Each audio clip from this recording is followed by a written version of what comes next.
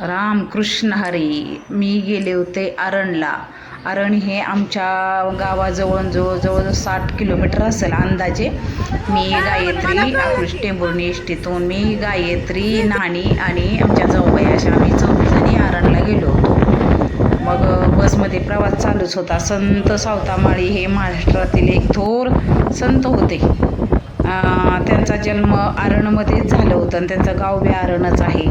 ते आपल्या शेतात आणि म्हणजे बागेला शेतालाच देव मानायचे असे ते संत होते खरंच. मग आम्ही पहिलं उतरलो, म्हणजे आम्हाला पुलाच्या वरतीच उतरलं.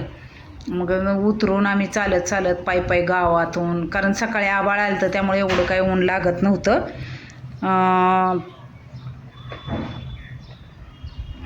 असं पहिल्यांदा आम्ही खंडोबाच्या मंदिरात गेलो.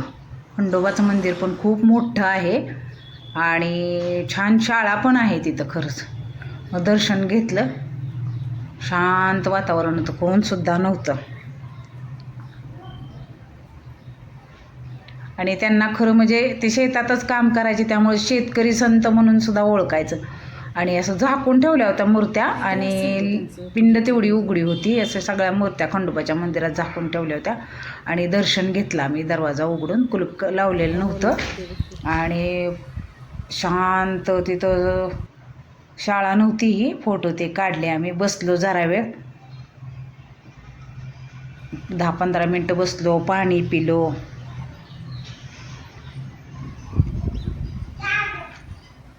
खरंच असं. आणि ही तुळशी वृंदावन, दगडाचं तुळशी वृंदावन इतकं सुंदर होतं ना, जुन्या काळातलं. हे बघा, छानच होतं खरं. ही महादेवाची पिंड, म्हणजे पिंडीवर पिंड होती बघा.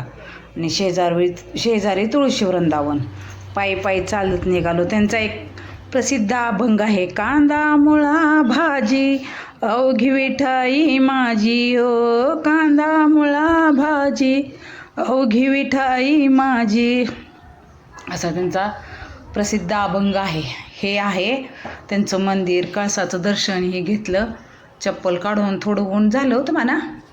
आणि आतमध्ये समाधी मंदिर, संजीवनी समाधी मंदिर पण खूप छान आहे. म्हणजे भक्कम तटबंदी आहे कडेने. आत पण स्वच्छ सुंदर मंदिर. असं मंदिरात जाऊन दर्शन घेतलं. इतकं ही सगळी चौकट आहे ना चांदीची आहे. इकडं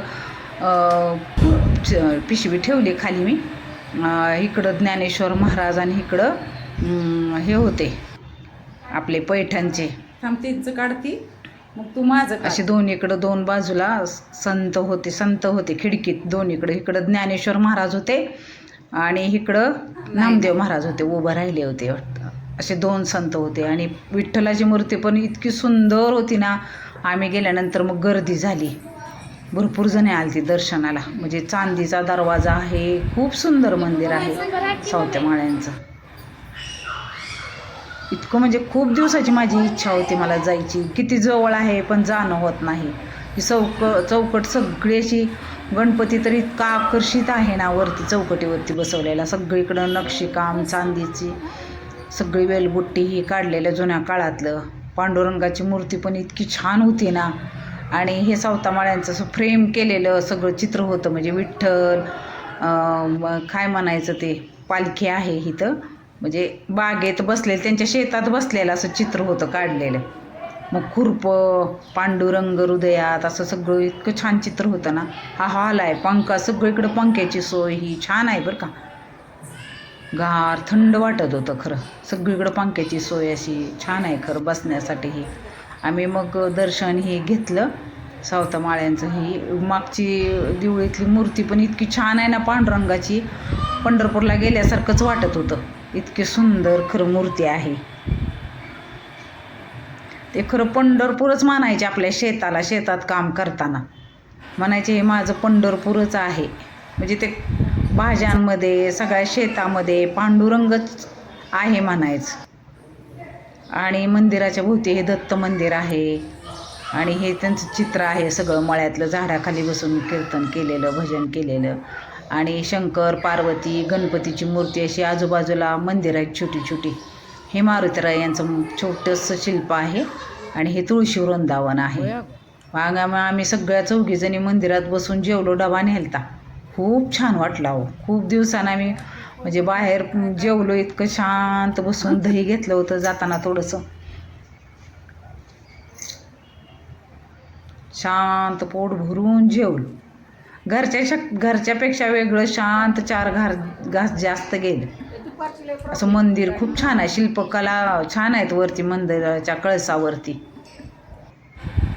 परत अजून हातपाय धुवून करून आणि दर्शन घेतलं. परत अजून एकदा म्हटलं आता परत ज्यावेळेस आहे ना, हा आहे गरुड खांब.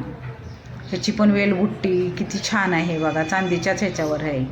तुम्हाला जर माझा व्हिडिओ आवडला असेल लाईक शेअर सबस्क्राईब करा आणि तुम्हीसुद्धा एकदा आरणला जाऊन या. आणि ही चोखामेळ्यानी म्हणजे चोखामेळाच म्हणते, सावतामाळ्यानी जी विहीर बांधली तीही त्यांनी विहीर खोदलेली आहे सावतामाळ्यानी. चोखामेळा सावतामाळ्यास तोंडात येतं सगळे संत. आणि अन्नछत्र पण आहे तिथं.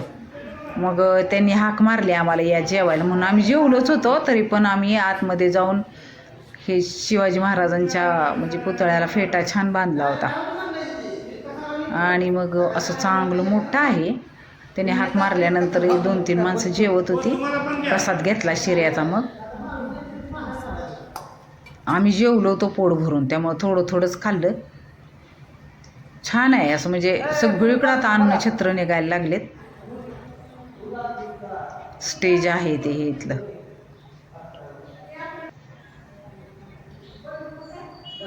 गणपतीपुळेला सुद्धा असं छोटंसं आहे. मग आम्ही परत येण्यासाठी आम्ही लिंबाच्या झाडाखाली उभं राहिलो. तो फुलं किती सुंदर मोहर लागला आहे लिंबाच्या झाडाला, छान छोटी छोटी. आणि मग एस टी मिळाली. मग नरसिंगपूरवरनं आलो आम्ही येताना. नीरा भीमाचा संगम आहे ना, नीरा नरसिंगपूर. पाणी आहे बंधाऱ्यात. आम्हाला जाऊ वाटत होतं, पण म्हटलं आता मी वेळ मिळतोय का नाही